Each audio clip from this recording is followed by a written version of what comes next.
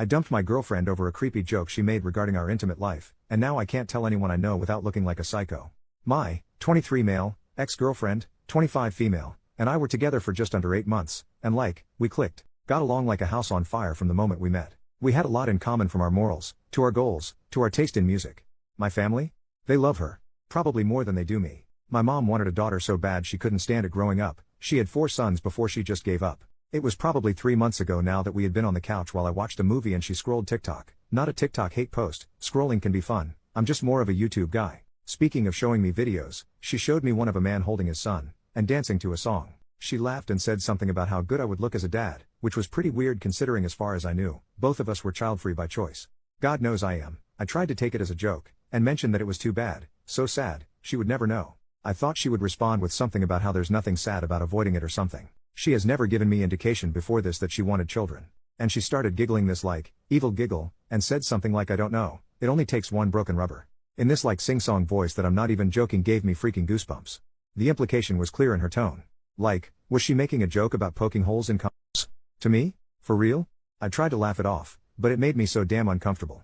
Skin-crawling levels of skeeve the fuck out. And after that my intimate interest for her was entirely gone. It's like I processed her as a threat or something. To be entirely honest, my libido in general is entirely gone. Still hasn't come back. It feels like it's hibernating or something, until the scary lady is gone. I know what you're thinking, why didn't you communicate? And I tried, a couple times, but when she said, oh my god, I was kidding you big baby, but never denied that the joke was about that.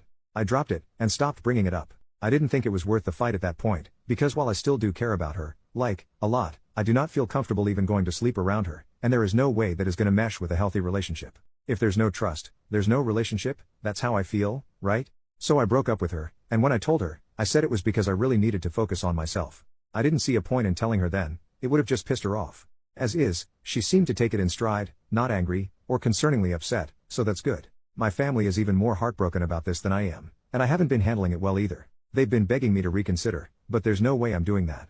And there's no chance I'm telling them the whole story, especially my mom. She'd lose it, she's constantly asking for grandchildren. Even my dad, who doesn't really care about that and knows he's more likely to get grandkids from my younger siblings, would probably tell me I'm overreacting. So, they got the same story I told her. It's frustrating because I know, logically, it's no big deal and even kind of a joke, but at the same time, it's been upsetting and honestly kind of sad. I know I'm overreacting, but in the moment it felt like my only option, and I really don't want to take it back even if I am. I know you may think I'm paranoid, and I probably am, but I just could not stop thinking about it. After she told that joke, I think it was going to end one way or another, so I'm glad it ended on decent terms instead of trying to stay and fix everything until I hated her. Sorry, I'm talking a lot, but like I said, no one to talk to about this because being unreasonable in real life is like a criminal arrest and I'm trying to avoid another of that particular black mark on my reputation. Anyway, off to research vasectomies because I will not be entering another relationship, or becoming any kind of active with anyone until then. Edit to add, I was clear, from the very beginning. And from what she had told me she was on the same page. I would never have dated her for 8 months if I thought she wanted kids, because I wouldn't want to waste someone's time like that. If she wanted kids she could have just said so instead of whatever that was. Also, someone asked me if I was responsible for taking care of my siblings growing up. I am the eldest and the next oldest is 16.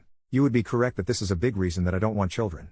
My dad and I get along okay now, but my mom and I still fight about it a lot because the way she sees it, it was my responsibility to take care of my brothers the way I did, and it's just the way things are. Apparently when I have kids I'll know. My mother had been a stay-at-home mom, but I still remember each time she got pregnant the way my list of crap would grow. By the time I was in middle school I was in charge of the youngest two anytime I was home, and if they got into anything or caused trouble, it was my ass that was grass, and mom's belt and dad's board were the lawnmower. Edit, I want to defend my mother, just a little or maybe why I haven't went no contact. The reason she thinks it's the responsibility of the oldest, is because that is how she, an eldest sibling herself, was raised. On top of that, I do think that she suffered pretty heavily from PPD during this time. I don't think my mother is some heartless monster or even a lazy parent. I think she was going through a hard time mentally and handled it the best she knew how, which was to lean on someone she shouldn't have, which is me. I just want to add this because this post has a lot of attention and I don't want anyone to think poorly of her for something that was out of her control. I don't blame my brothers for any of this. Hell, we joke around about it. I still talk to and see them regularly and we actually have a trip planned to go fishing out of state in a couple months. I love them more than anything, so I get a little defensive when people start acting like they know anything about them or me. I know I should work on that too, but it's a problem. Rude people, man. They get to me. I know I should go to therapy, and I've tried, but there aren't many options without a waitlist near me, so I'm kind of at a standstill. The fact of it is, even if the therapist changed my fears, I know what I want from life and it isn't children. I've done my time changing diapers and such and I really don't want to go back to the most miserable time in my life. Before anyone asks, yes, my ex knew all of this.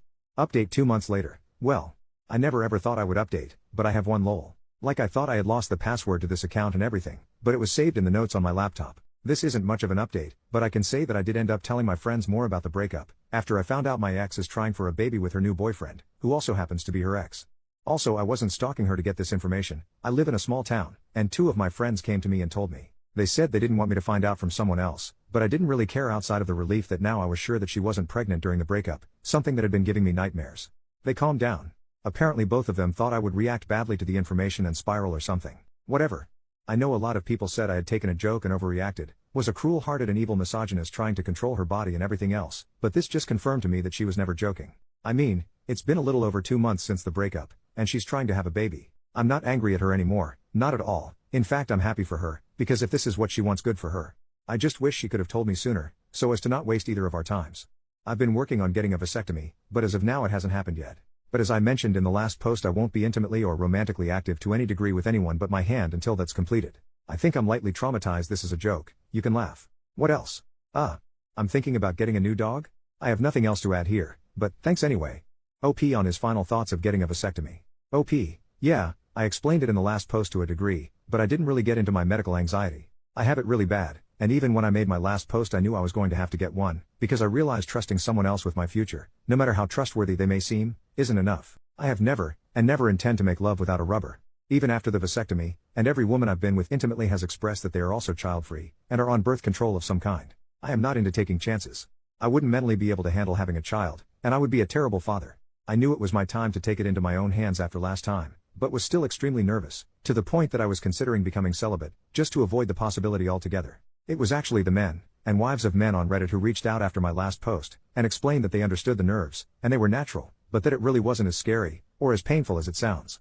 I am very thankful for that, because it helped me to get up the balls, pun not intended, to bring it up with my doctor and start the process. Some even gave me advice on how to deal with the healing process, which I have fully taken under advisement. I'm hoping that afterward I feel the same way they do, confused and frustrated with myself as to why I didn't do it sooner.